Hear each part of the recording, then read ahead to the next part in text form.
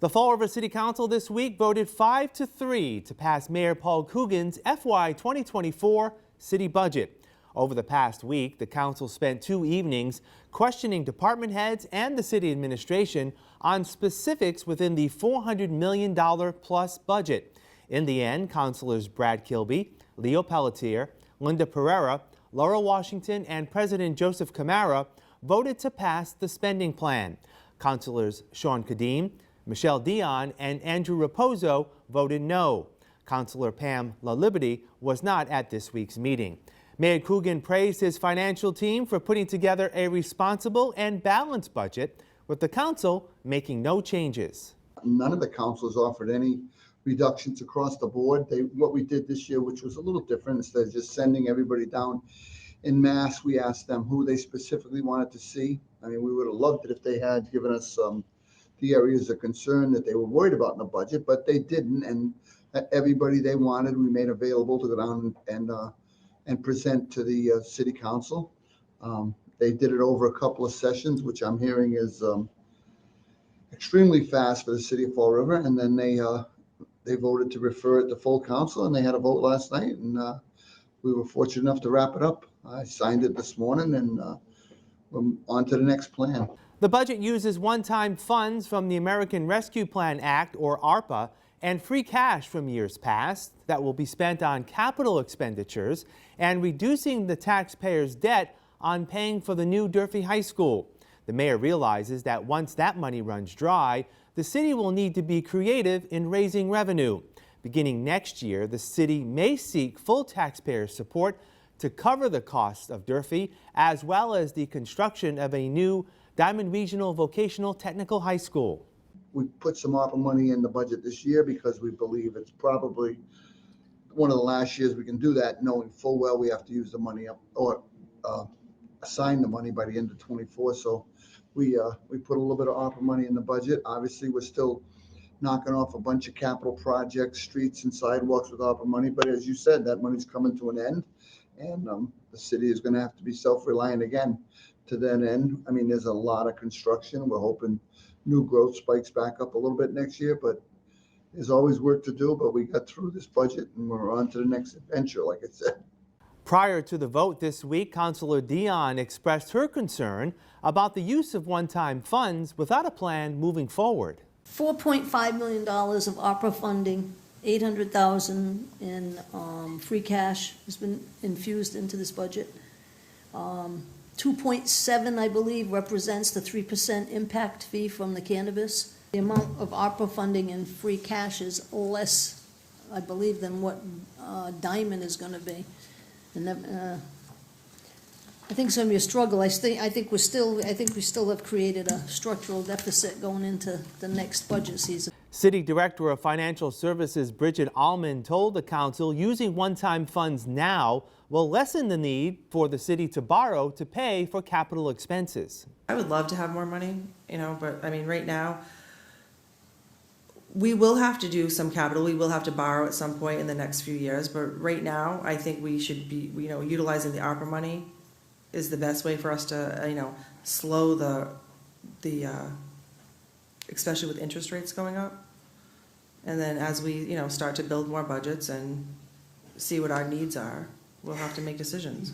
During this week's hearing, part of the discussion centered around the rising costs of trash pickup and disposal. Councilor Dion said the council has asked the administration to clamp down on the pickup of business trash that is not included in its private hauler contract. In 2020, started talking about and asking for the business trash to be removed.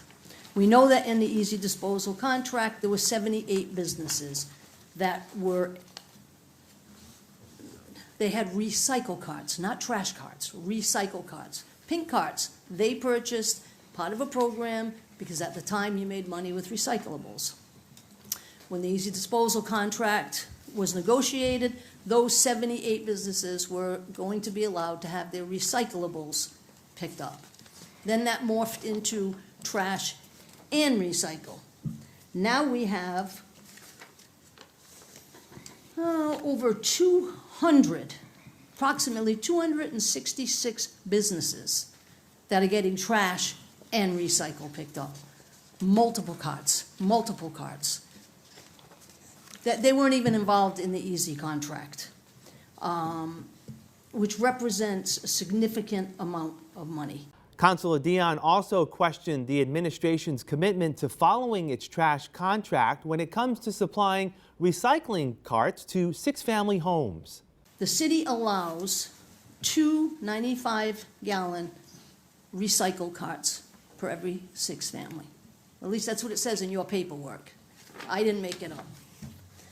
We have 69, I think they deserve more. I don't think that's adequate for a 6-family.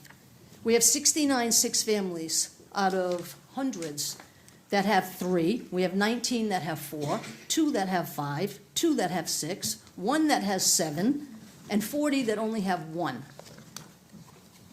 Where's the equity? When are we going to follow our own policies? When are we? And that represents 126 carts that are being picked up at how much is it for a ton for recycle now? $110. $110. 126 carts at $110 per ton that are being picked up every week. Yeah. Add that to the over 200 of the business carts. Now we're looking at close to 400 carts. In response, City Administrator Seth Aiken said the city is looking to renegotiate its trash pickup and disposal contracts with Easy Disposal and Republic Services. If anybody who follows solid waste, especially in Massachusetts, knows it's getting harder and harder and more expensive to dispose. There's fewer and fewer places for it to go.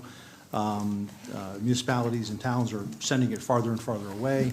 And so prior to the Easy contract expiring, we wanted to see if we could renegotiate some of the terms of that contract to deal with commercial, which I would agree is nowhere close to what it was intended to be when the contract was first executed. And at the same time, see if we can find some creative ways to cap some of those costs, to manage some of those costs. Because everywhere you look, the only way those prices are going is up. Everyone sort of agrees on that, and so we're trying to figure out a way, how can we lock something in that's more favorable to the city, that helps us manage our solid waste. Solid waste is it's the issue of our generation, really. If we don't find a way to manage it, we're in serious trouble, and that's what we're trying to do with Easy and Republic. Mr. Aiken is hopeful the renegotiations will rectify the issue of business trash pickup. What Easy is doing with regard to business trash is significantly more than they ever agreed to do at the start. That said, there remains, at least legally, some level of obligation for Easy to pick up some version of business trash. It's not what they're doing now, but it is some version of business trash. If the idea is that part of the negotiation is to release them from picking up any business trash and say, okay, we are going to support you and you are going to acknowledge no more business trash being picked up, that creates an opportunity for us to negotiate some other side of the contract. Now, I'm sort of exposing the position here, but that's part of it. They say, okay, we're going to take no action to enforce any part of the contract that speaks to business trash, and you are going to not pick up business trash. The city budget approved this week will take effect on July 1st.